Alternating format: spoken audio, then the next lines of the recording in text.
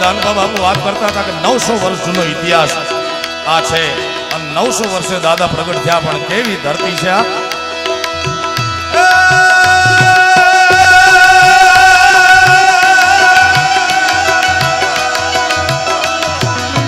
ધડ ધીંગાણે જેના ધડ ધીંગાણે જેના માથુડા મોહણે ઓલ્યા ધડ ધીંગાણે જેના માથુડા મોહણે એના પાળિયા થઈને રે પૂજાવું રે ઘડવૈયા મારે ઠાકોરજી નથી થાવ ઘડવૈયા મારે પ્રભુ થઈ નથી રે પૂજાવું